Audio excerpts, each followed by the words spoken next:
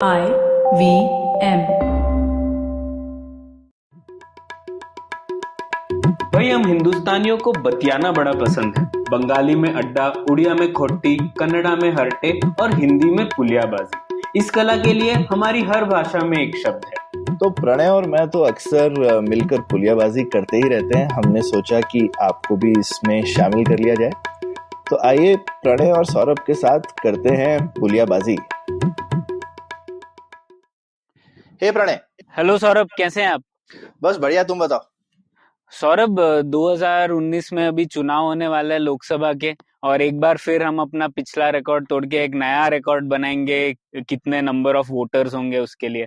तो इस बार तो पूरा मतलब जो डिस्कोर्स है वो इलेक्शंस पर ही रहेगा इस साल। हाँ हाँ, कि कैसे हम, और वो हमारे काबिले तारीफ चीज भी है। हिंदुस्तान में एक जबरदस्त मैं तो बोलूंगा एक तरीके का जलसा होता है इलेक्शन, वो बाकी पॉलिटिकल की चीज को छोड़ के। और इतना बड़ा जो एक चीज है मेरे ख्याल से जो हम एक तरह से वर्ल्ड क्लास करते हैं, तो ये चीज तो एकदम काबिले तारीफ है हिंदुस्तान की।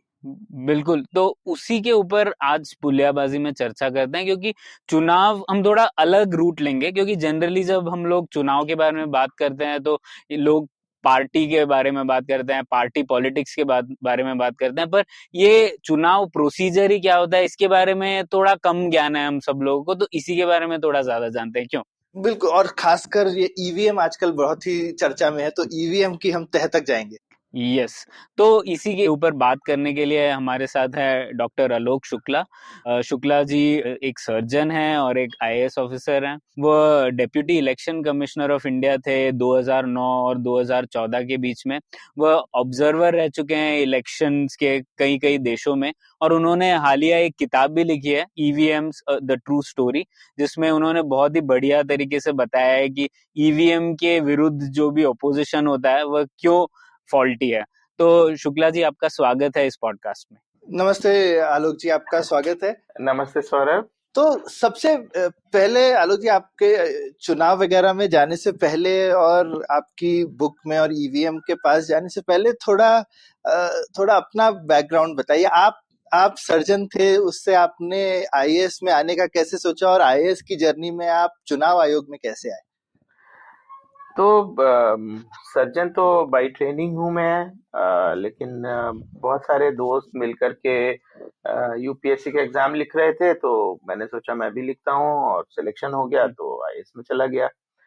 और चुनाव का तो ये है कि चुनाव जब होते हैं तो आप जिस भी पोस्ट पे जहां कहीं पे भी रहते हैं, पूरे हिंदुस्तान के लगभग सारे ही ऑफिसर्स चुनाव में किसी न किसी रूप में जुड़े रहते हैं। तो डिस्ट्रिक्ट कलेक्टर के रूप में, एसडीएम के रूप में चुनाव से जुड़ने का मौका मिलता ही रहा। लेकिन उसके बाद 2007 में मुझे छत्तीसगढ़ राज्य में चीफ इलेक्टोरल ऑफिसर बनाया गया, और वहां का इलेक्शन मैंने कराया। और उसके बाद तुरंत बाद ही लोकसभा का चुनाव था, और चुनाव आयोग में एक डिप्टी इलेक्शन कमिश्नर का पोस्ट खाली था। तो उस वक्त शायद आयोग को लगा होगा कि मैंने आज ठीक काम किया है, तो इसलिए उन्होंने मुझे वहां ले लिया।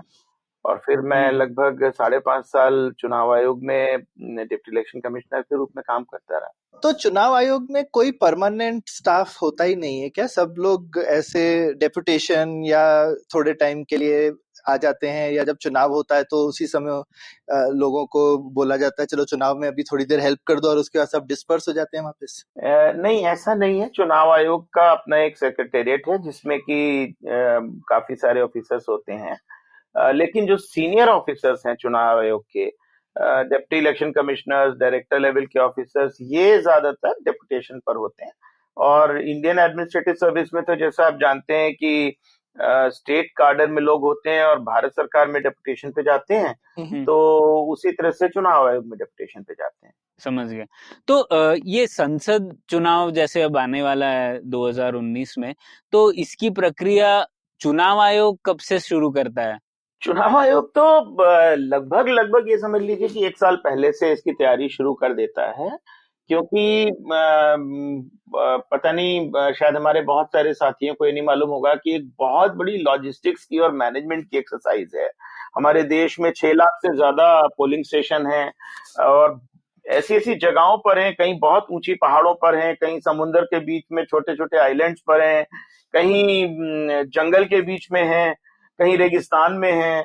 तो इन सब जगह पे चुनाव कराने के अपने बहुत सारे चैलेंजेस हैं। अच्छा, उसके अलावा आजकल आप जानते ही हैं कि टेररिज्म और इस तरह की दूसरी चीजें भी बहुत ज्यादा फैली हुई हैं हमारे देश में बहुत सारे स्थानों पे। तो इसलिए सुरक्षा का भी एक बहुत बड़ा चैलेंज होता है। तो ये सारी तैयारियां चुनाव आयोग को अपनी पूरी प्लानिंग की एक्सरसाइज लगभग 1 साल पहले से शुरू करनी पड़ती है। और ये एक और सवाल था कि जैसे चुनाव आयोग एक स्वतंत्र संवैधानिक संस्था है, तो इसकी संरचना का ईसीआई ऑफिसर्स के ऊपर आपके मुताबिक क्या फर्क पड़ता है? मतलब इसका मतलब ये है क्या कि कोई भी पॉलिटिकल पार्टी उनको छू नहीं सकती, या फिर ऐसा भी होता है क्या कि कई पार्टियां चुनाव आयोग को चुगली करती है कि देखो ये पार्टी ने ऐसे कर दिया, ये गलत है, आप इनके अगेंस्ट कुछ कीजिए, ऐसे होता है क्या? नहीं, मैंने अपने कैरियर में अभी तक ईसीआई के ऑफिसर्स के खिलाफ शिकायत होते तो नहीं देखी है किसी भी पॉलिटिकल पार्टी से। लेकिन हाँ, इस आपने बहुत अच्छा सवाल पूछा है, तो उसको मैं थोड़ा सा विस्तार से बताना चाहूंगा।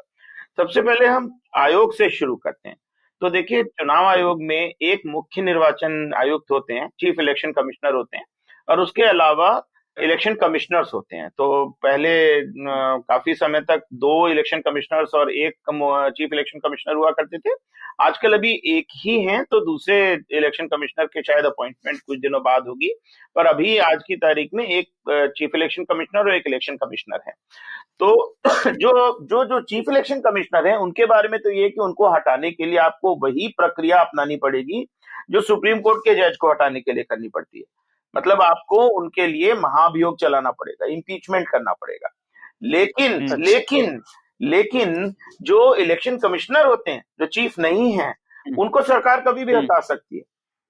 उनके लिए अच्छा। उनके लिए महाभियोग की जरूरत नहीं है, उनको सरकार हटा सकती है। केवल इतना है कि चीफ से उनको कंसल्टेशन करना पड़ेगा। तो एक बहुत ओके। काफी समय से चुनाव आयोग ने एक चुनाव सुधार के लिए प्रस्ताव भेजा हुआ है भारत सरकार के पास कि इलेक्शन कमिश्नर और चीफ इलेक्शन कमिश्नर के बीच का ये अंतर हटाया जाए, तभी तो उनको पूरी सुरक्षा मिलेगी।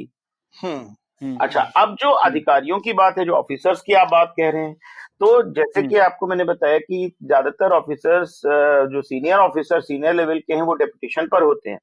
तो उन सबको पता है कि हमको लौट करके तो सरकार में ही जाना है, चाहे सेंट्रल गवर्नमेंट में जाना है, चाहे स्टेट गवर्नमेंट में जाना है। तो हालांकि आपने जैसे बताया कि ऐसा तो नहीं मैंने देखा कि चुनाव आयोग से शिकायत कर रहे हों, लेकिन ऐसा तो मैंने कई बार देखा है कि जब वो वापस गए और सरकार को ऐसा लगा कि इन्होंने कुछ ऐसा किया जिससे हमें कोई नुकसान हुआ होगा उस समय, तो वो अपना बदला निकालते हैं कभी कभी।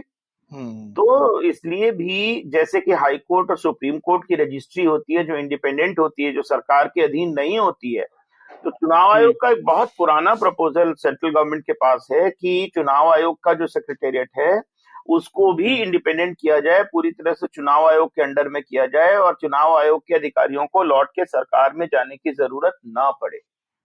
तो एक तरीके का परमानेंट स्टाफ बन जाए और वो सरकार के अधीन न रह जाए। आज की तारीख में वो सरकार के अधीन हैं, बिल्कुल तो सरकार के अधीन हैं, तो सरकार चाहे तो उनके ऊपर एक्शन ले सकती है या बाद में उनको कुछ नुकसान पहुंचा सकती है। करेक्ट। और अपने श्रोताओं को प्रणय इतना मैं सोचा एक चीज जरूर बताएं कि इम्पीचमेंट मतलब कि पार्लियामेंट को करनी पड़ेगी, तो सरकार नहीं कर सकती। जी, लेकिन वो केवल चीफ के लिए है, जो दूसरे इलेक्शन कमिश्नर है उनको सरकार हटा सकती है। बिल्कुल। और शुक्ला जी, जैसे कि जुडिशियरी को निकालने के का फंडिंग भी एकदम इंडिपेंडेंट होता है ना, मतलब हाँ, तो वैसा ही इलेक्शन कमिशन का भी होता नहीं, होगा? अगेन अनफॉर्चुनेटली देखिए, जो आप टेक्निकल लैंग्वेज में इसको चार्ज एक्सपेंडिचर कहते हैं, जिसमें पार्लियामेंट में वोटिंग नहीं होती है। तो जुडिशरी का सारा एक्सपेंडिचर चार्ज होता है, लेकिन इलेक्शन कमीशन का एक्सपेंडिचर चार्ज नहीं है, वोटेड है। तो इसलिए इलेक्शन कमीशन को हर बार जब भी बजट की जरूरत पड़ती है, सरकार के आगे जाके हाथ फैलाने पड़ते हैं कि हमको बजट दीजिए। तो ये भी एक बहुत दिनों से प्रस्ताव पेंडिंग है सेंट्रल गवर्नमेंट के पास कि इलेक्शन कमीशन का एक्सपेंडिचर भी चार्ज किया जाए। हाँ, ये तो बहुत ही बड़ा रिफॉर्म है जिसकी जरूरी होना चाहिए। हाँ। और शुक्ला जी, अब आ जाते हैं इलेक्शन के ऊपर ही। तो अब आपने न्यूटन फिल्म तो देखी ही होगी और उसमें भी छत्तीसगढ़ के बारे में ही बताया गया है। तो दुर्गम जिलों में चुनाव करवाने में आपको क्या क्या परेशानियां आई थी जब आप चीफ इलेक्टोरल ऑफिसर थे वहां? देखिए दुर्गम जो और क्षेत्र, न्यूटन, और चूंकि न्यूटन फिल्म की बात हुई, मतलब फिल्म बहुत ही जबरदस्त थी। आपको लगा कि फिल्म काफी हकीकत से मिलती जुलती थी? बहुत लोगों ने बोला है, पर आप तो इलेक्शन प्रक्रिया के नहीं नहीं, एकदम करीब थे। बिल्कुल हकीकत से मिलती जुलती है। असल में एक जो आपने मेरी किताब का नाम लिया, उसके पहले मैंने एक किताब लिखी है एम्बुश टेल्स ऑफ बैलेट्स के नाम से। तो अच्छा। उसमें हाँ, और ये किताब जो है ये एक्चुअली न्यूटन फिल्म के पहले आई थी, लेकिन बहुत ज्यादा उस पर चर्चा नहीं हो पाई। उसमें एक कहानी न्यूटन जैसी है, मिलती जुलती। तो न्यूटन में काफी कुछ जो दिखाया गया है वैसा होता है। हालांकि ऑफ कोर्स जो फिल्म के परिप्रेक्ष्य से छोटा है, थोड़ा ड्रामेटाइज तो करने की जरूरत पड़ती है, फिल्म में तो ड्रामेटाइज किया गया है, लेकिन काफी कुछ होता है। और हमारे जो सुरक्षा बल हैं और हमारे जो इलेक्शन में काम करने वाले लोग हैं, वो काफी कुछ अपनी सुरक्षा की परवाह किए बिना और अपने अपनी सारी मुश्किलें झेल के वहां जाते हैं और वहां जाकर के वोटिंग कराते हैं। और कभी कभी थोड़ा जबरदस्ती वोटिंग भी कराते हैं, जैसा न्यूटन में दिखाया रहते वो। एक्चुअली पहले ये शिकायतें बहुत आम हुआ करती थी कि वोटिंग जबरदस्ती कराई या अपने आप वोट डाल के आ गए। मैं जब 2007 में चीफ इलेक्टोरल ऑफिसर छत्तीसगढ़ में बना था, 2008 का जब विधानसभा चुनाव हुआ था वहां का, तो ऐसी ऐसी शिकायत काफी आई थी। और उसके बाद इलेक्शन कमीशन ने मुझे बोला कि आप जाकर के वहां पर जांच करिए।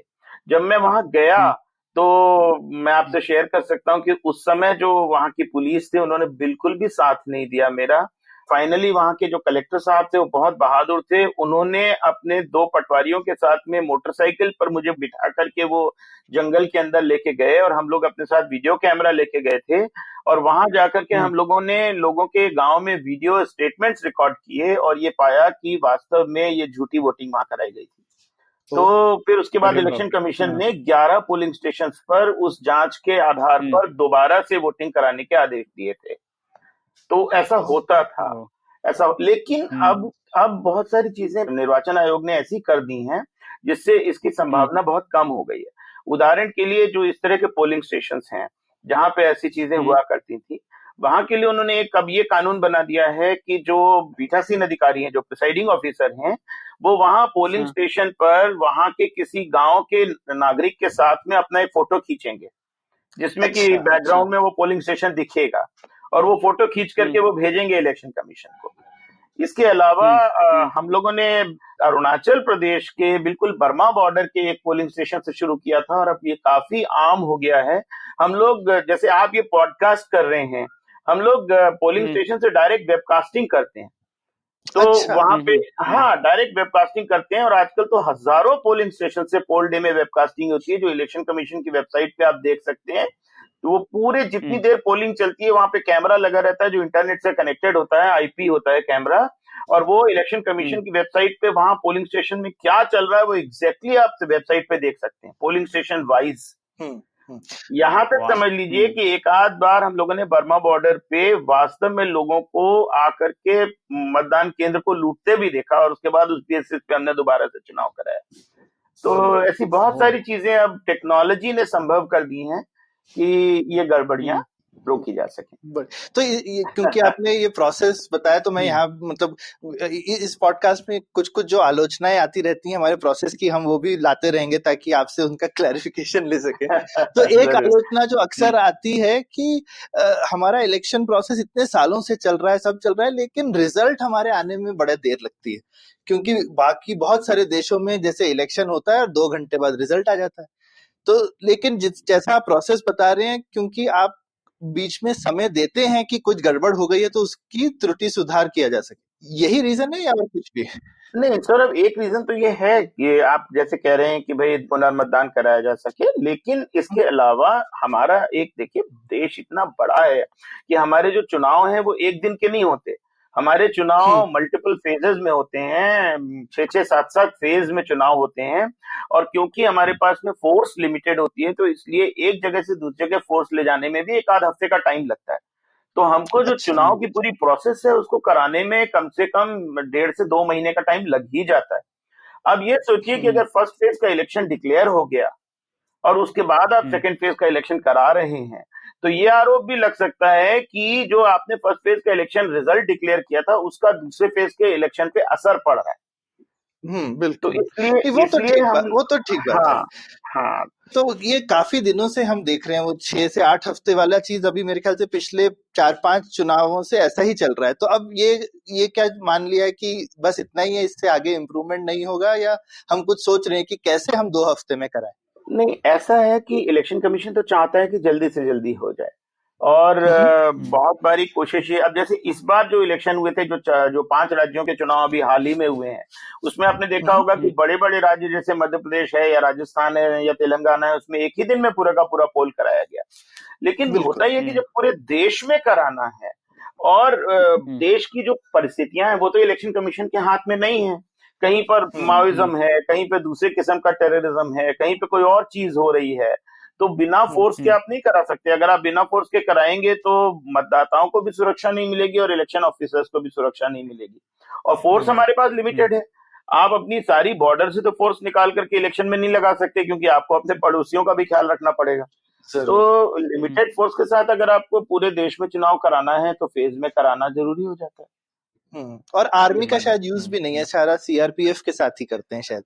नहीं, आर्मी तो कभी भी यूज नहीं की जाती है इलेक्शन में। आज तक हम लोगों ने आर्मी का कभी यूज नहीं किया है। लेकिन जो सेंट्रल पैरामिलिट्री फोर्सेस हैं, अब देखिए बीएसएफ जो है या आईटीबीपी जो है, वो बॉर्डर को तो वही मैन करते हैं, आर्मी तो थोड़ा पीछे रहती है।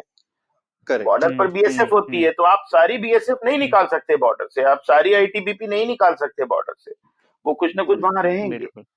पर शुक्ला जी, ये इतना सिक्योरिटी टाइट होना इलेक्शन के लिए, ये आप जब ऑब्जर्वर थे दूसरे देशों में, तब भी वहां पर भी आपने देखा गया कि इतना सिक्योरिटी लगता है इलेक्शन कंडक्ट करवाने के लिए?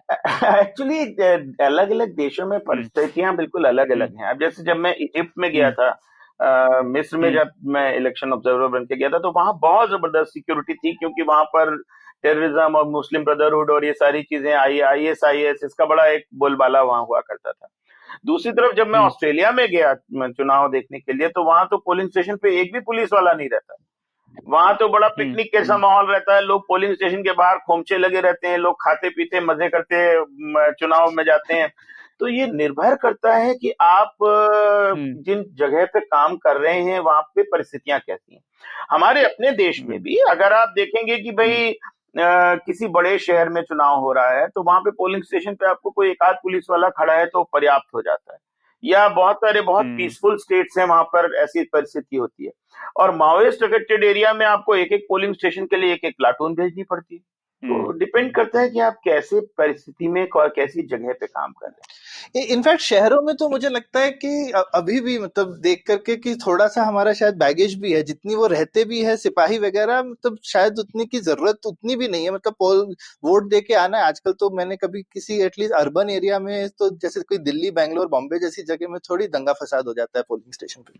अब असल में देखिए क्या है कि जब तक नहीं होता तब तक नहीं होता, जब होता है तो हो जाता है। और आपको मालूम है कि हमारे देश में धर्मनिरपेक्षता, सांप्रदायिकता और पता नहीं किस किस तरह की छोटी छोटी चीजों पे कहां पर क्या गड़बड़ हो जाए।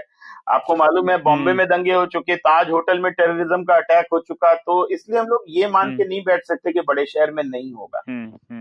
ये बात बिल्कुल। तो अब हम लोग किताब पर आ जाते हैं, electronic voting machines the true story, आपने जो किताब लिखी है। तो उसमें सबसे पहले तो आपने जो पहले इलेक्शन की कहानी बताई थी भारत में, वो बहुत ही दिलचस्प लगी मुझे, जिसमें आपने बताया था अलग अलग बैलेट बॉक्सेस होते थे। उसके बारे में थोड़ा बताइए, हमारे लिसनर्स को मजा आएगा। जी, तो असल में क्या है कि अगर हम मतदान की बात देखें तो मतदान की कहानी अपने आप में बड़ी मजेदार है कि मतदान कैसे होना चाहिए। तो जब भारत आजाद हुआ और पहला चुनाव कराना था चुनाव आयोग को, तो ये बात आई कि भाई हमारे तो देश के लोग पढ़े लिखे नहीं हैं, तो वो पढ़े लिखे नहीं है तो वो कैसे मार्क करेंगे वोट को। बैलेट पेपर के ऊपर अगर लोगों के नाम लिखे हुए हैं या इवन चुनाव चिन्ह बने हुए हैं तो उसको मार्किंग वो नहीं कर पाएंगे, और मार्किंग करेंगे तो गलत कर देंगे।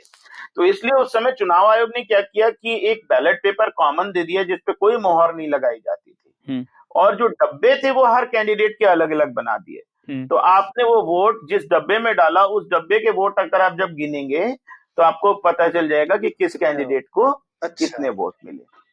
हाँ, तो उस समय मतलब ये मार्किंग सिस्टम, पहले 2 चुनाव में ऐसा हुआ। हाँ, तीसरे चुनाव में फिर लोगों ने ये शिकायतें करनी शुरू कर दी, जैसे कि आज ईवीएम के बारे में लोग करते हैं कि भाई ये तो क्योंकि वोट पे मार्क, बैलेट पे तो कोई मार्क ही नहीं है, तो आपने जब डब्बे से निकाला तो उसके बाद में लोग एक को अगर उसको मिक्स कर दें, किसी का किसी में डाल दें, तो आपको पता ही नहीं चलेगा कि किसका वोट किसके पास चला। अच्छा, हाँ, हाँ, तो इसलिए मार्किंग करना जरूरी है। हाँ, और तब तक 2 चुनाव हो चुके थे, तो चुनाव आयोग को भी ये लगा कि भाई अब लोग जो हैं हमारे देश के मतदाता वो समझदार हो गए हैं कि अब वो मार्किंग कर पाएंगे। हाँ। तब फिर वो मार्किंग सिस्टम शुरू हुआ। और बैलेट इतने का। सारे डब्बे भी ले जाने पड़ते होंगे इलेक्शन करवाने के लिए, अगर 50 कैंडिडेट हैं तो 50 डब्बे चाहिए होंगे फिर। हाँ, और मतलब इतने सारे डब्बे आप लेके जाइए, फिर उनको कैरी करिए, उनको खोलिए, तो वो सारी चीजें थी। एक्चुअली ये भी बड़ी इंटरेस्टिंग चीज है, जो पहला जब चुनाव हुआ था तो उस वक्त तो बहुत सारे, एक मैन्युफैक्चरर से नहीं, भारत निर्वाचन आयोग ने बहुत सारे मैन्युफैक्चरर से डब्बे खरीदने की बात की थी। अच्छा। लेकिन उत्तर प्रदेश में और 1-2 जगह पे ऐसा हुआ कि वो बना ही नहीं पाए लोग बाग। तो फिर गोदरेज सामने आया और गोदरेज ने आके कहा कि हम बनाएंगे। और गोदरेज बड़ा प्राइड लेता है इस बात में कि उन्होंने रात दिन काम करके लाखों की संख्या में बैलेट बॉक्स बना करके टाइमली दिए, जिससे कि टाइमली चुनाव हो। तो इंटरेस्टिंग। और इनफैक्ट मैंने जो एक इंटरेस्टिंग कहानी सुनी थी कि इलेक्शन कमीशन का काम जो है वो भारत के गणतंत्र बनने से पहले ही हो गया था शुरू। तो उस समय कॉन्स्टिट्यूएंट असेंबली जो थी वो एक तरह से सेक्रेटेरिएट की तरह काम कर रही थी। और उन्होंने कहा, क्योंकि उन्होंने कहा अगर हम वेट करेंगे तो 52 का तो हो गया, क्योंकि आपको इलेक्शन की लिस्ट बनानी थी। तो इलेक्शन की लिस्ट का काम तो कॉन्स्टिट्यूएंट असेंबली के अंडर ही चालू हो गया था, before the adoption of constitution. अच्छा। हाँ, बस इतना सा मैं करेक्शन करना चाहूंगा कि कॉन्स्टिट्यूएंट असेंबली इलेक्शन का सेक्रेटरी, इलेक्शन कमीशन का सेक्रेटेरिएट नहीं थी। कॉन्स्टिट्यूएंट असेंबली जो थी वो एक तरह से संसद का काम कर रही थी, क्योंकि तब तक कॉन्स्टिट्यूशन नहीं था तो संसद नहीं थी। करेक्ट। तो कॉन्स्टिट्यूएंट असेंबली संसद का काम कर रही थी। पर आपका कहना बिल्कुल सही है कि इलेक्शन कमीशन पहले बनाया गया और संविधान का अंगीकार बाद में किया गया। तो ये बहुत इंटरेस्टिंग चीज है। 26 जनवरी को आप जानते हैं कि हम गणतंत्र बने थे, और इलेक्शन कमीशन 25 जनवरी को बना था, एक दिन पहले। इसीलिए election commission national voters day जो है वो 25 जनवरी को मनाता है। ओह, अच्छा। अच्छा, दिलचस्प बात। चलिए, मतदान प्रक्रिया के बारे में तो हम थोड़ा बहुत समझ गए। अब अगले भाग में करेंगे चर्चा इलेक्ट्रॉनिक वोटिंग मशीन पर, लेकिन एक छोटे से ब्रेक के बाद। Hi listeners, we at Aditya Birla Sun Life Mutual Fund have come up with a special podcast series called MF 101 in collaboration with Bloomberg Quint. MF 101 is an informative series that will help you understand the recipe behind mutual fund investments. And what's more, it's coming from the chefs of the mutual fund buffet table, from the very own fund managers and analysts who are the manufacturers of the funds that help you realize your investment goals. New episodes out every Monday. You can listen to the show on the IVM Podcast app or wherever you get your podcasts. अब हम आ जाते हैं main मुद्दे पे। अब जो बात हो रही है इलेक्ट्रॉनिक वोटिंग मशीन की, अब बार बार कई लोग हर साल एक न्यूज आ जाती है कि हमें भरोसा नहीं है इलेक्ट्रॉनिक वोटिंग मशीन पर। अभी कुछ दिन पहले चंद्रबाबू नायडू जी का भी एक ट्विटर पे ट्वीट आया था कि इलेक्ट्रॉनिक वोटिंग मशीन पे हमें भरोसा नहीं है। तो इस बारी में ही डिस्कस करते हैं। उससे पहले मैं आपसे ये जानना चाहूंगा कि ईवीएम आने से पहले क्या क्या तकलीफें थी चुनाव करने में, थोड़ा उससे बैकग्राउंड सेट होगा। हाँ, तो देखिए ऐसा है कि ईवीएम कैसे आई। जो उस समय जो हमारे चीफ इलेक्शन कमिश्नर साहब थे, उनको ये लगा कि पूरे देश में इतने ज्यादा वोटर हैं और इसको मैनुअली करने में बड़ी दिक्कत होती है। शक्दर साहब थे, और शक्दर साहब की खास बात ये थी कि वो उसके पहले लोकसभा के सेक्रेटरी रह चुके थे, और लोकसभा में उन्होंने इलेक्ट्रॉनिक वोटिंग सिस्टम लगवाया था। अच्छा। तो थोड़ा सा फॉरवर्ड लुकिंग थे। अच्छा। तो ये उनको ये लगा कि अगर हम ये मैनुअल करने की जगह इलेक्ट्रॉनिक तरीके से काम करेंगे तो शायद हम बेहतर ढंग से कर पाएंगे। तो कहानी ये है कि वो एक बार इलेक्ट्रॉनिक्स कॉर्पोरेशन ऑफ इंडिया गए, हैदराबाद में उनका हेडक्वार्टर है, और वहां पर उन्होंने कहा कि भाई आप लोग इतने बड़े बड़े इंजीनियर हैं, डिफेंस का काम करते हैं और दूसरे बड़े बड़े काम करते हैं, तो क्यों नहीं आप एक इलेक्ट्रॉनिक वोटिंग मशीन बनाते हैं। तो then they took it as a challenge, और फिर उन्होंने ईवीएम बनाना शुरू किया। आपको अब आप अगर मेरी किताब पढ़ेंगे जो जिसकी आप जिक्र कर रहे थे, उसमें मैंने मिस्टर टीएन स्वामी का एक डिटेल्ड इंटरव्यू लिखा है एन स्वामी साहब उस समय ईसीआईएल में काम करते थे और इंस्ट्रूमेंटेशन डिवीजन में थे। वो आज 80 साल से ज्यादा उम्र के बुजुर्ग हैं और बेंगलोर में रहते हैं, रिटायर्ड लाइफ। तो उन्होंने बहुत विस्तार से मुझे एक कहानी सुनाई थी। उसके बाद उन्होंने फिर वो बनाना शुरू किया और उसमें तरह तरह के मॉडल बने, बहुत रिसर्च की और सब करने के बाद में फिर उन्होंने एक प्रोटोटाइप बना के दिया।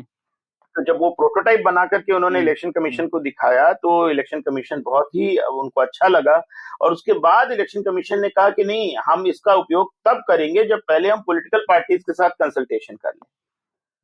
तो पॉलिटिकल पार्टीज के साथ में उन्होंने एक मीटिंग करी इलेक्शन कमीशन ने, और आपको आश्चर्य होगा जान के कि उस समय के जो स्टालवर्ड्स थे भारतीय जनता पार्टी से, उस समय लालकृष्ण आडवाणी जी और मुरली मनोहर जोशी जी, ये उस मीटिंग में थे। कांग्रेस पार्टी से तारकेश्वरी सिन्हा जी थी। तो बड़े बड़े स्टालवर्ड्स वो सब गए उस मीटिंग में। उन्होंने बहुत अच्छे से उसको देखा, समझा, खुद चला के देखा और फाइनली सब देखने के बाद उन्होंने कहा कि हाँ, ये बिल्कुल अच्छी चीज है, इसको यूज किया जा सकता है। उसके बाद इलेक्शन कमीशन ने वो मशीन ले जाकर के, उस समय प्रधानमंत्री थी इंदिरा गांधी जी, उनको दिखाई और पहले पॉलिटिकल पार्टीज को दिखाई, उसके बाद प्रधानमंत्री को दिखाई और प्रधानमंत्री को भी पसंद आई। अच्छा। वो भी सारी बहुत रेयर फोटोग्राफ्स हैं जो आप देखेंगे किताब के अंदर हैं। हाँ, आडवाणी जी की फोटो है ईवीएम देखते हुए, इंदिरा जी की फोटो है ईवीएम देखते हुए। तो वो सब उन्होंने देखा और उसके बाद फिर इलेक्शन कमीशन ने सबसे पहले केरल में एक परूर नाम की जगह है, वहां पर एक उपचुनाव होने वाला था, वहां पर ईवीएम का उपयोग किया। ये किस सन की बात है? ये केरल में 1980 में इसका यूज किया गया for the first time. Okay, समझ मुझे लगता था कि हाँ इतनी पुरानी बात है। पुरानी बात है, बिल्कुल। मुझे हमेशा लगता था कि ये ईवीएम वगैरह जो है ये लेट 90s वगैरह में जो है। नहीं, वो आपको वो भी लगता है, वो सही लगता है। उसका कारण ये है कि केरल में चुनाव में यूज हुआ और उसके साथ में 10 और जगह पे भी यूज हुआ, 9 और जगह पे यूज हुआ, टोटल 10 जगह यूज हुआ। लेकिन केरल में जो चुनाव हार गए सज्जन, उन्होंने एक इलेक्शन पिटीशन लगाई जो केरल हाई कोर्ट ने तो खारिज कर दी, लेकिन वो सुप्रीम कोर्ट गए। बड़ा सेलिब्रेटेड केस है। अगेन आप देखेंगे पुस्तक में उसके बारे में डिटेल में दिया हुआ है, एसी जोस वर्सेस सिवान पिल्लई। तो सुप्रीम कोर्ट ने वहां पर एक बहुत इंटरेस्टिंग ऑर्डर दिया। उन्होंने कहा कि जो representation of the people act है, जिसके अंतर्गत चुनाव भारत में कराए जाते हैं, उसमें ईवीएम का कोई प्रावधान ही नहीं है। और चुनाव आयोग ने उस समय भारत सरकार को एक प्रस्ताव भेजा था ईवीएम का उपयोग करने के लिए, कानून बनाने के लिए। लेकिन बिना भारत सरकार के कानून बनाए हुए, बिना उसका इंतजार करते हुए इलेक्शन कमीशन ने अपने लेवल पर ही ईवीएम यूज करने का ऑर्डर दे दिया था। तो सुप्रीम कोर्ट ने उस वक्त ये फैसला दिया कि इलेक्शन कमीशन का ये ऑर्डर गलत है और इलेक्शन कमीशन ने अगर एक बार सरकार को भेजा ही था प्रस्ताव, तो फिर इलेक्शन कमीशन को वेट करना था। और क्योंकि कानून में कोई प्रोविजन नहीं है, इसलिए ईवीएम का यूज नहीं हो सकता। तो उसके बाद सुप्रीम कोर्ट के फैसले के बाद 10 साल तक, जो आपने 90s कहा, वो आपने बिल्कुल सही कहा, 10 साल तक ईवीएम का बिल्कुल यूज नहीं हुआ। 1989 में पार्लियामेंट ने finally representation of people act को अमेंड किया। अच्छा। और उसमें एक सेक्शन 61A जोड़ा और सेक्शन 61A जोड़ करके ईवीएम से चुनाव करने की अनुमति संसद ने चुनाव आयोग को दी, पार्लियामेंट ने दी। और उसके बाद से दोबारा इलेक्शन में ईवीएम का यूज शुरू हुआ। लगभग 10 साल तक 1980 के बाद ईवीएम का उपयोग चुनाव में नहीं हुआ। तो इसलिए देखिए, मैं एक बहुत इंटरेस्टिंग बात ये कहता हूं कि हालांकि बहुत सारी पॉलिटिकल पार्टीज हैं जो समय समय पे कहते रहते हैं ईवीएम खराब है। पुराने समय में जब मैं इलेक्शन कमीशन में था तब बीजेपी कहती थी कि ईवीएम बहुत खराब है। हाँ, हमारे आपने देखा होगा बीजेपी के बहुत बड़े उनके स्पोक्स पर्सन है जीवीएल नरसिम्हा राव साहब, टीवी पे आते रहते हैं। मेरे अच्छे मित्र हुआ करते थे उस समय। तो उन्होंने एक पुस्तक लिखी थी, democracy at risk, can we trust our EVMs. और पहली किताब ईवीएम के खिलाफ बीजेपी से ही है। उन्होंने लिखी थी और उसके फॉरवर्ड आडवाणी जी ने लिखा था। और आज बीजेपी ईवीएम को सपोर्ट करती है और दूसरी सारी पॉलिटिकल पार्टी जिन्होंने उस समय ईवीएम का विरोध नहीं किया था वो आज विरोध करती हैं। तो इंटरेस्टिंग चीज ये है, मैं तो हमेशा ये कहता हूं कि देखिए, संसद में सारी पॉलिटिकल पार्टीज रिप्रेजेंटेड हैं। और संसद ने कानून बना करके ईवीएम का उपयोग करने की अनुमति दी है। अगर सारी पॉलिटिकल पार्टीज ईवीएम के खिलाफ हैं तो संसद में दोबारा कानून बना के ईवीएम को बंद कर सकते हैं। किसने रोका हुआ है? हाँ, वो तो करें। और मुझे किताब में एक बहुत इंटरेस्टिंग वाकया याद है जो था कि पहले ईवीएम के पहले लोग कह रहे थे कि जो बैलेट पेपर पर किसी की मुहर लगी है वो डिसअपियर होके और कहीं पे आ जाती थी। ऐसे भी एलिगेशंस थे। ये देखिए, ये भी बड़ी मजेदार कहानी है। ये क्या हुआ था कि मिसेस इंदिरा गांधी के बारे में उस वक्त ये था कि ये शायद चुनाव हारने वाली हैं, जीतेंगी नहीं। लेकिन समहाउ ये हुआ कि साहब नहीं, वो चुनाव बहुत जबरदस्त तरीके से जीत गई। तो जब वो चुनाव जीत गई उस समय तब भारतीय जनता पार्टी नहीं होती थी, जनसंघ होता था।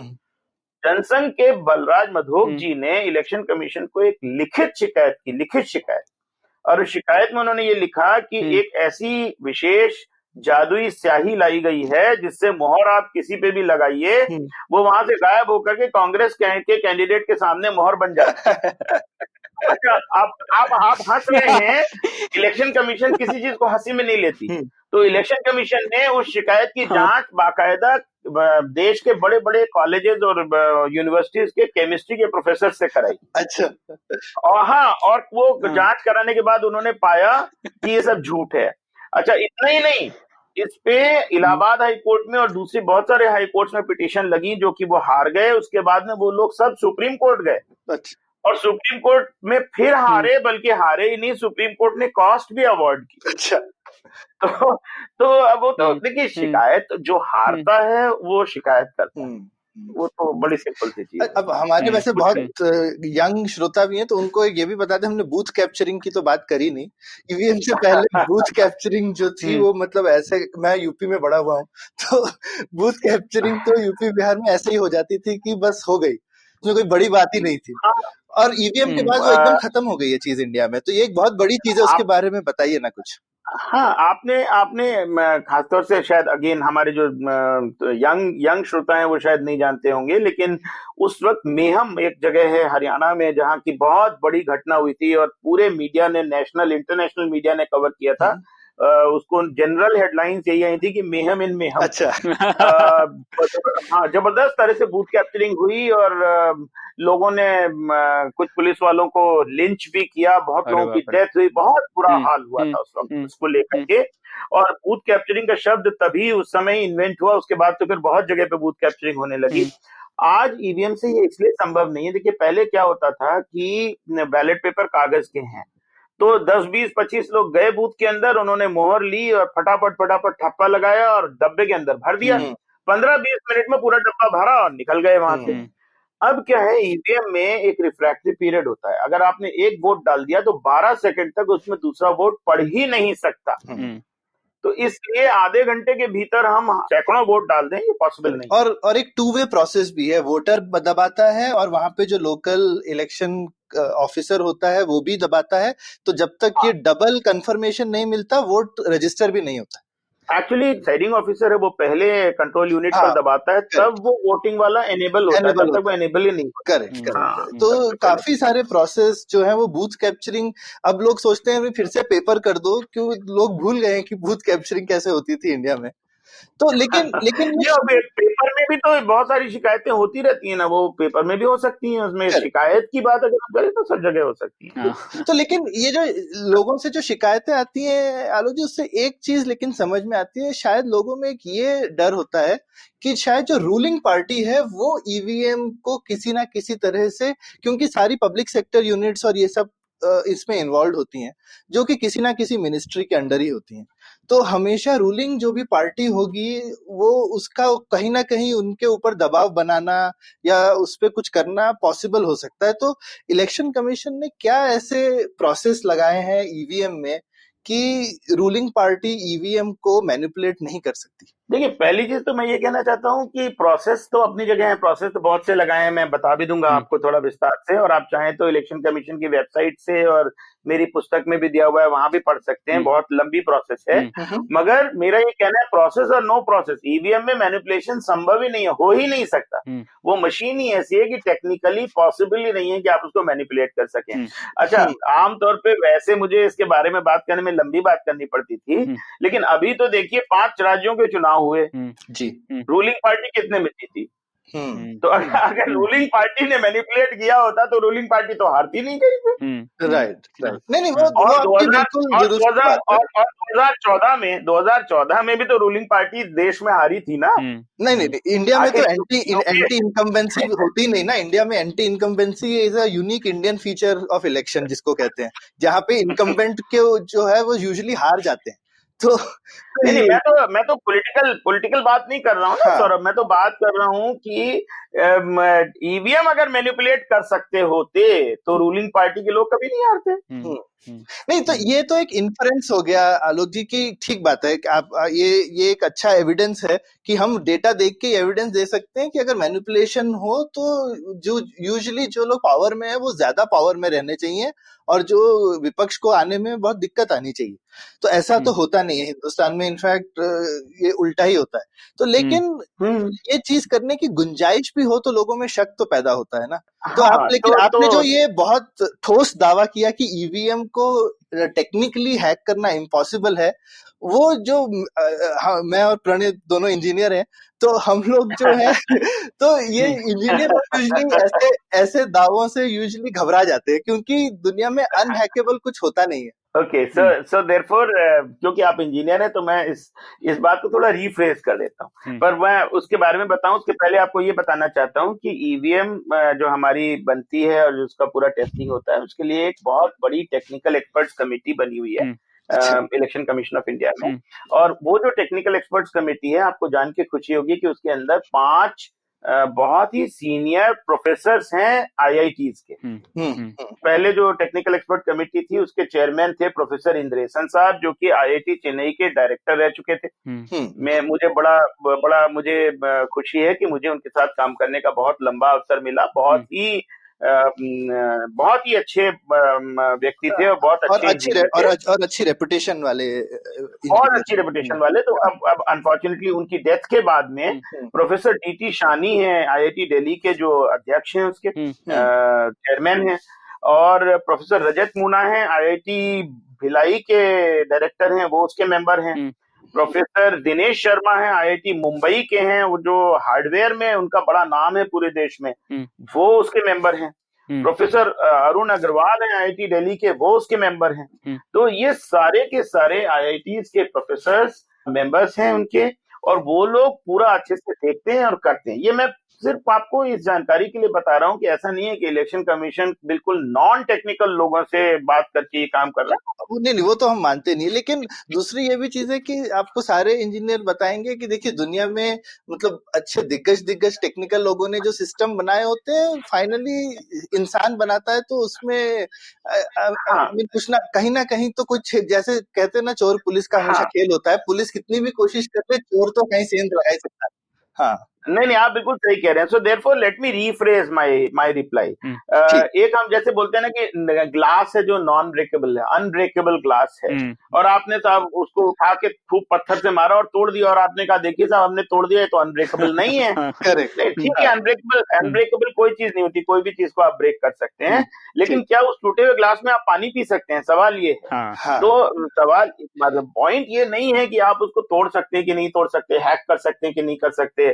Every lock can be broken. Professor Muna से मेरी अक्सर लंबी बात हुआ करती थी, वो हम कहते थे कि there is no every lock can be broken, जैसे आप कह रहे हैं, लेकिन क्या हमें पता चल जाएगा या हमें पता नहीं चलेगा?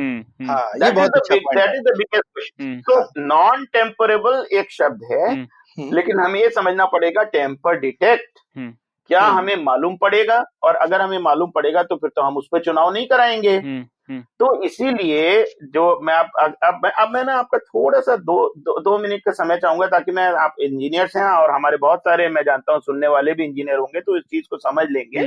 किसी भी चीज को हैक करना है अगर आपको, मैं 2 मिनट में एक्सप्लेन कर देता हूँ।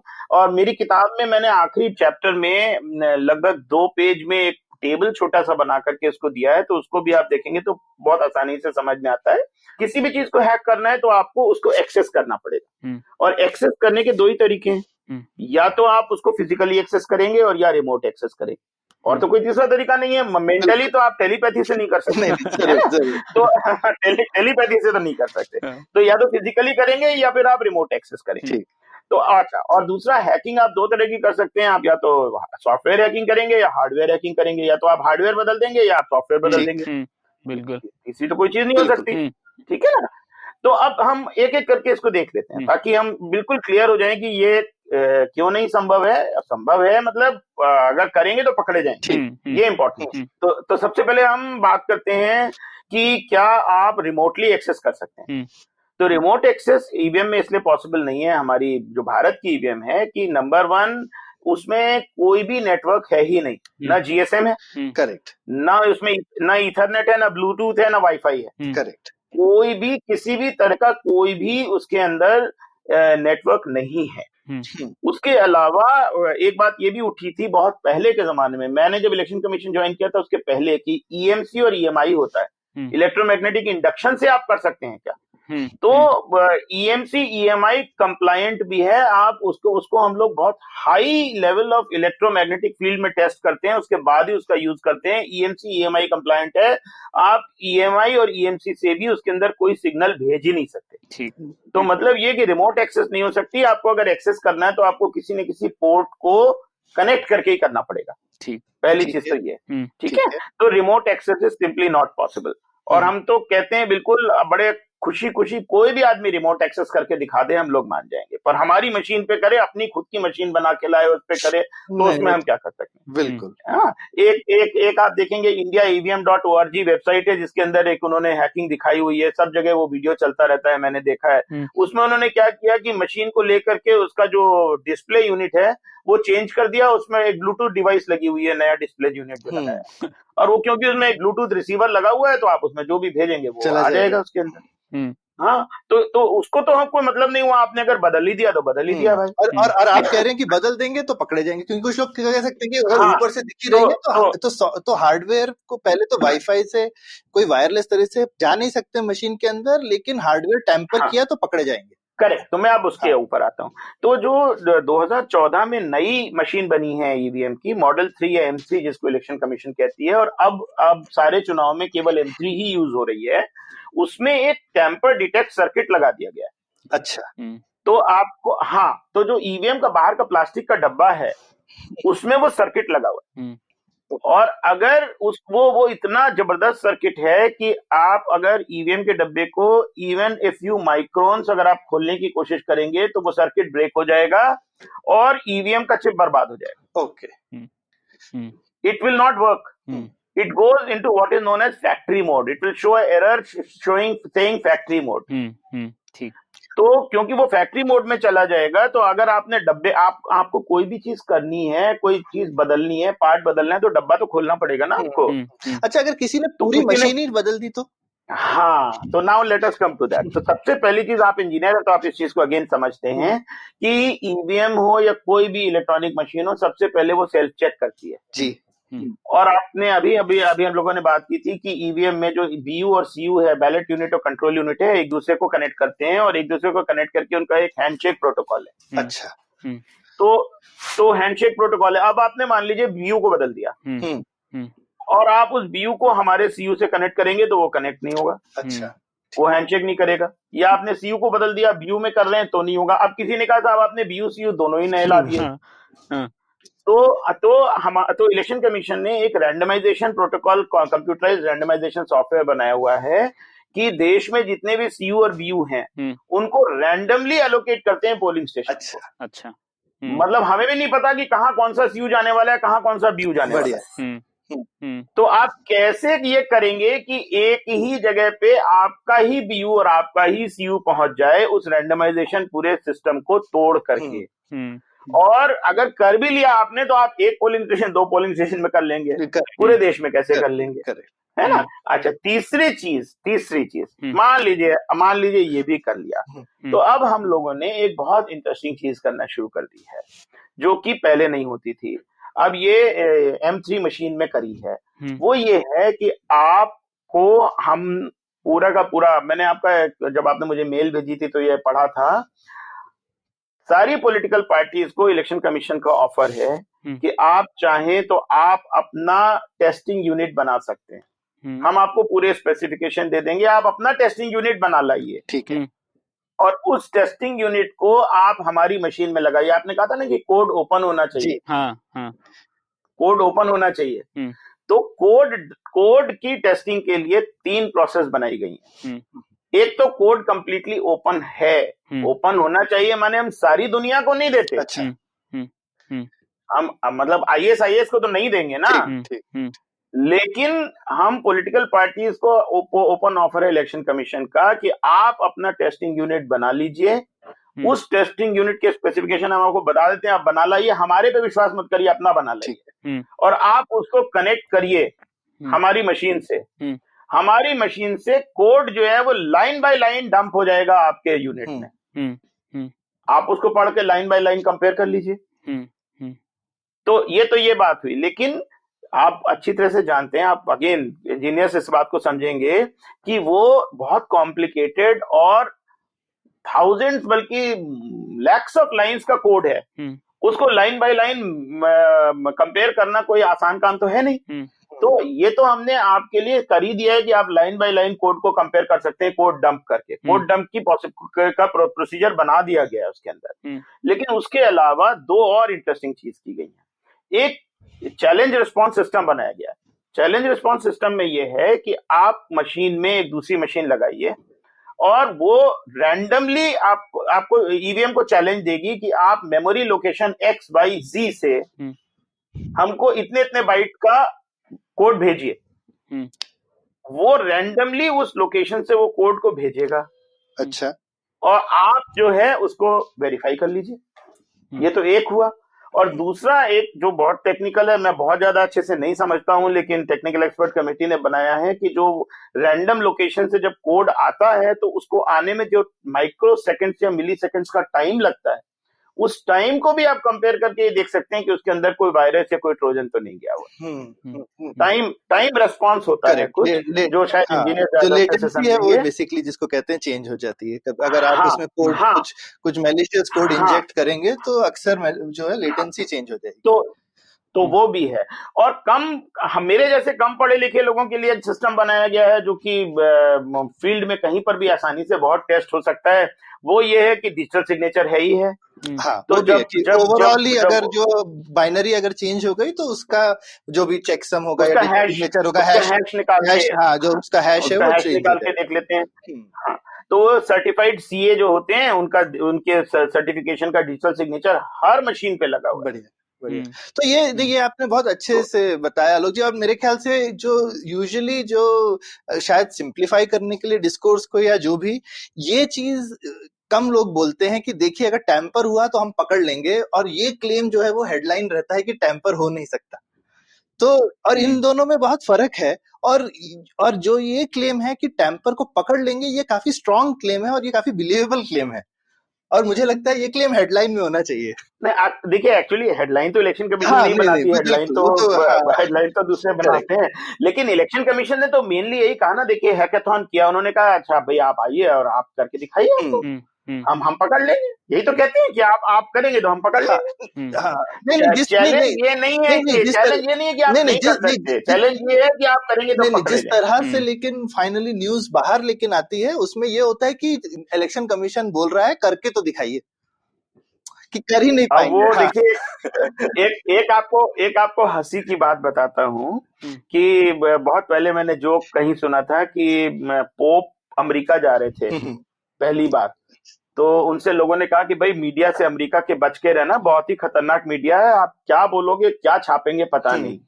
तो पोप ने कहा मैं कुछ बोलूंगा ही नहीं। अच्छा। तो जब पोप वहां गए और अमेरिका में उतरे तो मीडिया ने घेर लिया उनको और उनसे सवाल पूछा कि भाई आप पोप हैं, यहाँ पे न्यूडिस्ट कॉलोनीज बहुत सारी हैं, आप अमेरिका में न्यूडिस्ट कॉलोनी में जाएंगे क्या? अच्छा। तो पोप ने कुछ जवाब देने की जगह उल्टा ये सवाल पूछ लिया कि भाई यहाँ इस शहर में कोई न्यूडिस्ट कॉलोनी है क्या? तो अगले दिन की हेडलाइन थी कि पोप ने उतर के पहला सवाल पूछा कि यहाँ पे कोई न्यूडिस्ट कॉलोनी है क्या? तो अब मतलब हेडलाइन कौन बनाता है, कैसी बनती है, ये तो मैं नहीं जानता, लेकिन हाँ इलेक्शन कमीशन अपनी तरफ से कोई कमी नहीं छोड़ता और बहुत अच्छी तरह से इस काम को करता है। नहीं, ये मतलब एटलीस्ट मैं तो टेक्निकल एंगल से बोल सकता हूँ, मैं तो एटलीस्ट सेटिस्फाइड हूँ कि ये जो क्लेम है कि आप और जो आपने जो सारी टेक्निक्स भी बोली, मतलब अच्छी सोफिस्टिकेटेड टेक्निक्स है पकड़ने के लिए कि टैंपरिंग होगी तो हम पकड़ लेंगे। हाँ, वही चाहिए। मेन चीज यही है। मेन चीज यही है कि आप ये कह रहे हैं कि साहब ग्लास अनब्रेकेबल नहीं हो सकता, हम तो उसको तोड़ देंगे। आप जरूर तोड़ देंगे, पर टूटे हुए ग्लास में कोई पानी तो नहीं पी पाएगा ना। तो इम्पोर्टेंट ये नहीं है कि आप उसको तोड़ देंगे कि नहीं तोड़ देंगे, इम्पोर्टेंट ये है कि टूटी हुई चीज को आप यूज नहीं कर सकते। शुक्ला जी, इसमें एक और सवाल था, आपकी किताब में लिखा गया था कि कैसे किसी ने एक बार ये टेस्ट किया था कि वो लोग हैक कर सकते हैं और उनको फिर जेल भी डाल दिया गया था। तो आपको नहीं लगता ऐसे जेल डालने से थोड़ा और लोगों को लगता होगा कि डिफेंसिव हो रहे हैं और इसीलिए कुछ गड़बड़ होगी?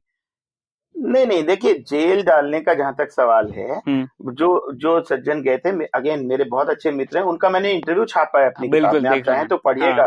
आप देखिएगा, हरि प्रसाद जी हैं वो, उसमें दरअसल हुआ ये था कि वो मशीन जो थी वो बॉम्बे के कलेक्टर के गोदाम से चोरी हुई थी। अच्छा। तो जो केस डला और जो केस अभी भी शायद चल रहा है, मुझे ठीक से पता नहीं कि अभी पूरा खत्म हुआ कि चल ही रहा है, वो ये नहीं था कि हैकिंग करने की कोशिश की। हैकिंग करने की तो इलेक्शन कमीशन न्योता देता है कि भाई आइए और हैक करके दिखाइए। वो केस ये था कि आपने चोरी करी। तो चोरी करने की जरूरत क्या है, हम तो वैसे ही आपको मशीन दे रहे हैं ना, आप आइए और करिए। आप चोरी क्यों करते हैं? तो चोरी करने को तो कोई कंडोन नहीं कर सकता ना कि अब हम चोरी करके ले जाएंगे। ये बात है, चोरी के खिलाफ वो एफआईआर लिखाई गई थी और चोरी के खिलाफ वो केस चल रहा है। तो अभी कोई अगर चाहे, सिर्फ कोई पॉलिटिकल पार्टी, मतलब कोई आम इंसान शायद नहीं कर सकता, लेकिन कोई भी पॉलिटिकल पार्टी एक सैंपल ईवीएम चाहती है तो उनको दे देती है इलेक्शन कमीशन? नहीं, इलेक्शन कमीशन ये कहती है कि आप हमारे पास आइए, हम आपको अनलिमिटेड एक्सेस देंगे हमारे ऑफिस में। अच्छा, ठीक है। हमारे लोग रहेंगे वहां पे, आपको छुपाना क्या है? आप जो कर रहे हैं करिए ना। बिल्कुल नहीं, वो हमारे सामने करके दिखाइए। वो भी ठीक है, एक बार बाहर जाए तो फिर वो इधर उधर बहुत चली जा सकती है, तो वो ठीक है। लेकिन एक्सेस है तो, और लेकिन अभी के लिए पॉलिटिकल पार्टीज के पास है, एक्टिविस्ट वगैरह के लिए नहीं है। देखिए, जब 2009 में जब हुआ था तो उस वक्त तो सभी को एक्सेस दी गई थी। अच्छा। अभी जब 2017 में हुआ तो उस हैकेथॉन में सिर्फ पॉलिटिकल पार्टीज को एक्सेस दी गई थी, लेकिन उसका कारण ये था कि पॉलिटिकल पार्टीज ने ही आरोप लगाए थे। अच्छा। और स्पेसिफिक आरोप था कि उसके पहले जो चुनाव हुए थे उसमें हैकिंग की पॉसिबिलिटी है, तो इसलिए उसमें एक्सेस लिमिटेड की गई थी। लेकिन वो पॉलिटिकल पार्टीज को एक्सेस है का मतलब ये नहीं है कि पॉलिटिकल पार्टीज जो है वो अपने साथ इंजीनियर्स को नहीं ला सकते, तो ला सकते हैं। बिल्कुल। तो इसमें मुझे ये बताइए, इतना सब कुछ था तो फिर क्यों इलेक्शन कमीशन ने क्या दबाव में आके वीवीपीएटी शुरू किया? वीवीपीएटी का इशू बहुत अच्छा हुआ आपने पूछा वीवीपीएटी के बारे में। वीवीपीएटी का मैं डिनाई नहीं करूंगा, कुछ छोटा मोटा दबाव भी था, लेकिन इलेक्शन कमीशन ने, बहुत सारे लोग कहते हैं कि सुप्रीम कोर्ट के डायरेक्शन से ईवीएम में वीवीपीएटी इलेक्शन कमीशन ने शुरू किया। श्रोताओं के लिए वीवीपैट मतलब voter verified paper audit trail, वो इस बार आप वोट करेंगे तो आपको दिखेगा भी किसके लिए आपने वोट किया, एक पेपर पर, एक कागज में छप जाता है, और वो कागज फिर कट के वहां पे नीचे गिर जाता है, और जरूरत पड़े तो उस कागज को काउंट भी कर सकते हैं बाद में। तो दरअसल क्या हुआ था कि बहुत सारे लोग डिमांड कर रहे थे काफी दिनों से कि वीवीपीएटी लगाई जानी चाहिए। इलेक्शन कमीशन ने सोचा कि हमको जरूर कोशिश करके देखना चाहिए, क्यों ना किया जाए। तो इलेक्शन कमीशन ने वीवीपीएटी डेवलप करना शुरू की। बड़ी लंबी प्रोसेस थी, करीब 3 साल लगे, 2 बार फील्ड टेस्टिंग हुई। उसके बाद इलेक्शन कमीशन ने नागालैंड में एक नोक्सेन नाम की जगह, वहां पे सबसे पहले बाई इलेक्शन में इसका यूज किया। अच्छा। सुप्रीम कोर्ट में केस उस समय चल रहा था। तो जब सुप्रीम कोर्ट में स्टेटस रिपोर्ट इलेक्शन कमीशन ने सबमिट की तो ये कहा कि हमने नागालैंड में इसका बहुत सक्सेसफुल इस्तेमाल किया है। तो सुप्रीम कोर्ट ने कहा कि भाई जब आप कर सकते हैं तो आप सब जगह करिए। अच्छा। तो इसीलिए सुप्रीम कोर्ट ने वीवीपीएटी का उपयोग पूरे देश में करने के लिए कहा, लेकिन दो इंपॉर्टेंट चीजें याद रखिएगा। पहली चीज तो सुप्रीम कोर्ट ने कहा कि आप इसको फेज्ड मैनर में लगाइए। तो फेज्ड मैनर में लगाइए का मतलब ये हुआ, अगर सुप्रीम कोर्ट ये सोचती कि बिना वीवीपीएटी के ईवीएम गड़बड़ है तो फेज्ड मैनर नहीं कहती, फिर तो कहती कि आप बिना वीवीपीएटी के कोई चुनाव करा ही नहीं सकते। तो उन्होंने कहा फेज्ड मैनर में लगाइए। और दूसरी चीज देखिए, जो इंपॉर्टेंट चीज है, बहुत सारे लोग अभी देखिए, मैंने सुना कि बहुत सारे पॉलिटिकल पार्टीज गए, उन्होंने कहा 50% वीवीपीएटी काउंट होना चाहिए। भाई 50% क्यों, 100% क्यों नहीं होना चाहिए? तो इशू ये वीवीपीएटी काउंटिंग के लिए नहीं है, वीवीपीएटी है वोटर के वेरिफिकेशन के लिए। देखिए नाम ही उसका है, voter verified paper audit. Correct. Audit is secondary. Audit आप कर रहे हैं चुनाव के बाद, आप ऑडिट कर रहे हैं तो वो एक ऑडिट के लिए है, लेकिन मेन चीज है वोटर का वेरिफिकेशन। तो इंपॉर्टेंट चीज ये है कि जिस समय वोटर वोट डाल रहा है उस समय उसने जो बटन दबाया वही पर्ची पे छपा कि नहीं छपा ये वोटर वहीं देख लेगा। बिल्कुल। काउंट करना तो बात की बात है, जिस समय वोट डाला जा रहा है वोटर जो है वो जिस समय बटन दबाएगा तो वो पर्ची पे क्या छपा है वो वहीं देख लेगा, चेक कर लेगा, वेरीफाई कर लेगा। और इसीलिए एक नियम नया बनाया गया है, और वो नियम ये बनाया गया है कि अगर कोई वोटर उस समय देखता है और उसको ये लगता है कि नहीं साहब ये जो पर्ची छपी है ये गलत छपी है, मैंने तो वोट एक्स को डाला था और ये पर्ची वाई की छप गई, तो वो बाहर आकर के तुरंत प्रिसाइडिंग ऑफिसर से लिखित शिकायत करेगा। वैसी शिकायत होने पर वोटिंग को उस समय रोक देंगे। सारी पॉलिटिकल पार्टीज, सारे के सारे एजेंट्स हैं कैंडिडेट्स के, उनको बुलाएंगे और उनके सामने उस वोटर को बोलेंगे कि अब आप दोबारा से वोट डालिए, जिसको चाहे डालिए, लेकिन इस बार आपका वोट गोपनीय नहीं रहेगा, खुला रहेगा। अच्छा। क्योंकि ये काउंटिंग के लिए नहीं डाला जा रहा है, ये टेस्टिंग के लिए डाला जा रहा है, उसको टेस्ट वोट बोलते हैं। और उसके बाद वो वोटर जो है वो जाके वोट डालेगा। अगर वास्तव में जब वो वोट डालता है तो उसने दबाया बटन एक्स का और वाई में चला गया, तो वहां पे वोटिंग बंद कर देंगे और उस दिन वहां वोटिंग नहीं होगी। उसके बाद में दोबारा से इलेक्शन कमीशन री वोटिंग कराने का, री पोलिंग कराने का ऑर्डर अलग से देगा।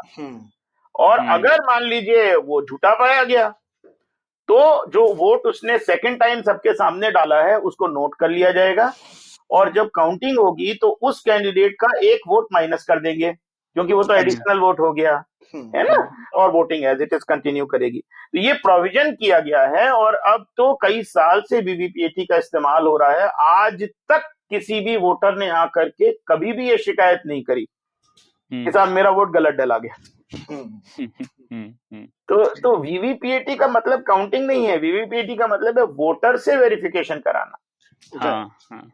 तो लेकिन ये वीवीपीएटी को लेकर के काफी जो शिकायतें आई, मतलब ऐसा एटलीस्ट मेरा मानना है कि ये तो थोड़ा कहीं कहीं भी मुझे लगता है शुरू में वीवीपीएटी की शायद मशीन्स थोड़ी फॉल्टी हैं, तो ऐसा है क्या कि जहां देखिए मेरा तो मैं एक्सप्लेन कर देता हूँ अगेन आप क्योंकि आप इंजीनियर हैं तो इसलिए आपके लिए बहुत आसान है इस चीज को समझना।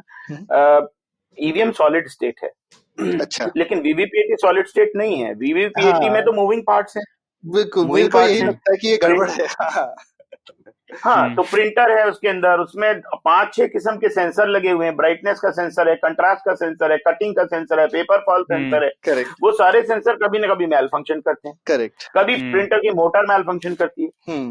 तो मेरा तो ये मानना है, ये again and what I am saying now is a completely personal opinion, election commission की ओपिनियन नहीं है, मैं अब आजकल इलेक्शन कमीशन में हूं भी नहीं। मेरा ये मानना है कि VVPAT creates more problems than its solves. मुझे भी ऐसा लगता है, क्योंकि उसमें सिस्टम में मतलब वो एक कॉम्प्लिकेटेड सिस्टम है। जैसे आपने कहा कि एक इलेक्ट्रॉनिक सिस्टम जो है उसमें बग्स, जैसे कि बोलते हैं, बग्स कम आएंगे। ये ऑब्वियसली मतलब वो भी पेपर कट के डालना, ये सब तो सुनने में ही कॉम्प्लिकेटेड है इसकी इंजीनियरिंग। देखिए हम तो बहुत ही कॉमन ले पर्सन, जो आजकल सभी लोग बिना इंजीनियरिंग के समझते हैं, मेरे जैसा कम पढ़ा लिखा आदमी भी समझता है कि भाई हम लोग कंप्यूटर इस्तेमाल करते हैं तो ज्यादा खराबी नहीं आती, और जब हम प्रिंटर इस्तेमाल करते हैं तो अक्सर पेपर जाम हो जाता है, बिल्कुल है ना? कभी कभी टोनर कम हो जाता है, कभी टोनर कार्ट्रिज बदलनी पड़ती है, कभी पेपर जाम हो जाता है, कभी कुछ हो जाता है, तो प्रिंटर ही प्रॉब्लम करता है, कंप्यूटर तो प्रॉब्लम कम करता है। तो शायद वीवीपीएटी को अगर टेस्ट वोट्स के लिए यूज किया जाए, क्योंकि लोग देखी हुई चीज पे विश्वास करते हैं ना, तो शायद वो ठीक हो, रादर देन कि सबके लिए यूज करना है भाई टेस्ट वोट में, ताकि सब देख लो भाई कंप्यूटर जो एक मशीन से हम प्रिंट आउट लेके आपको दिखा दे रहे हैं क्या हो रहा है, उसके बाद जब आपको विश्वास हो जाए ये मशीन ठीक है, सुबह सुबह सब टेस्ट कर लो, उसके बाद में वोटिंग चालू करो। हाँ, मतलब मेरे ख्याल से तो ये सब जितना हम कॉम्प्लिकेट करते जाएंगे उतना कॉम्प्लिकेट होता चला जाएगा, और ईवीएम में कहीं कोई गड़बड़ है ही नहीं, ना हो सकती है। चुनाव अच्छा, हारना ये प्रोसेस लेकिन वैसे होता है क्या कि हर पोलिंग बूथ में सुबह पहले मशीन टेस्ट भी करते हैं ना सारे के सारे पोलिंग एजेंट? मॉक पोल होता है जिसमें कम से कम 100 वोट डालना कंपलसरी है, और सबके सामने मॉक पोल होता है, उसके बाद उसको क्लियर करते हैं, तब वोटिंग शुरू होती है। हेलो सौरभ, इसमें एक और सवाल है। कई लोग बोलते हैं कि अरे इतने किसी देश ने, इतने एडवांस देश ने ये ईवीएम यूज करना बंद कर दिया है, तो हम क्यों यूज करें? उसके बारे में आपका क्या कहना है? हाँ, तो ये भी मुझे लगता है कि पहली बात तो लोगों को ये समझना चाहिए, ठीक है भाई, हर देश की अपनी हिस्ट्री है, उन्होंने इलेक्शंस कैसे शुरू किए। अब हमने सबसे पहले औरतों को वोट दे दिए थे, इतने देशों ने नहीं दिए थे तब तक, फ्रांस जैसे देशों ने नहीं दिए थे, हमने दिए थे।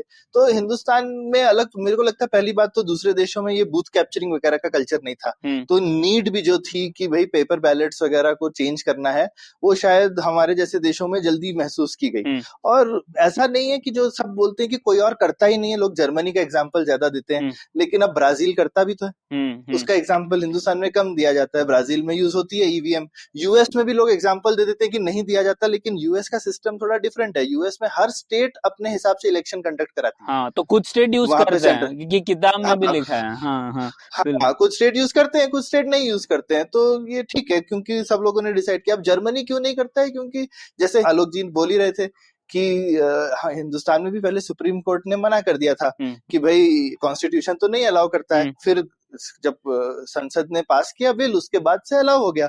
तो जर्मनी में सुप्रीम कोर्ट ने मना कर दिया, फिर बंद हो गया ईवीएम यूज होना वहां पे, इलेक्ट्रॉनिक वोटिंग। और ईवीएम नहीं बोलना चाहिए, इलेक्ट्रॉनिक वोटिंग, क्योंकि ईवीएम जो है वो शायद हमारी थोड़ी इन्वेंशन है। बाकी लोग यूजुअली थोड़े सॉफ्टवेयर बेचते हैं, उनके यहाँ कंप्यूटर थे ही, तो यूजुअली लोग कंप्यूटर पे ही जो है ये चीज करने लगते थे, और वो शायद ज्यादा खतरनाक भी है, क्योंकि कनेक्टेड डिवाइस है जिसको हैक करना भी आसान है वगैरह वगैरह, राइट? स्पेशल पर्पस डिवाइस नहीं बनाया उन्होंने इस काम के लिए, उन्होंने पीसी पे करा काफी लोगों ने। तो जर्मनी में ये चीज नहीं पॉपुलर हुई, एक बार जब बंद हो गया तो संसद ने उनकी नहीं बिल पास किया, तो वहां नहीं हुआ। चल रहा है काम शायद उन लोगों का, उनको जरूरत नहीं महसूस हो रही होगी। हिंदुस्तान में क्योंकि स्केल भी इतना है कि डिजिटाइज नहीं करेंगे, तो हम ऑलरेडी देखिए पूछ रहे थे आलोक जी से कि भाई 6 हफ्ते की जगह 2 हफ्ते कराइए। अभी आप पेपर पे चले जाएंगे तो वो 6 हफ्ते से 12 हफ्ते हो जाएंगे। हाँ, काउंटिंग के लिए पता नहीं सदियों लग जाएंगे फिर। हाँ, और फिर इतने सारे उसमें घपला करने के भी एक्चुअली ज्यादा उसमें तरीके हैं, टू बी ऑनेस्ट। ऐसा तो नहीं है कि मतलब हिंदुस्तान में नोट नकली छप जाता है, बैलेट पेपर क्या बोला। वही, ये सब टाइमली बार बार याद दिलाने की जरूरत है। लोग शायद भूल गए हैं कि पहले का सिस्टम कितना प्रॉब्लमेटिक था। करेक्ट, ठीक है। तो शुक्ला जी, जहां तक मैंने भी किताब पढ़ी, तो लगता है काफी इलेक्शन कमीशन ऑफ इंडिया ने सिनेरियोज देखे हैं और उसको रोकने के सिस्टम बनाए हैं, पर फिर भी लोगों को डाउट है।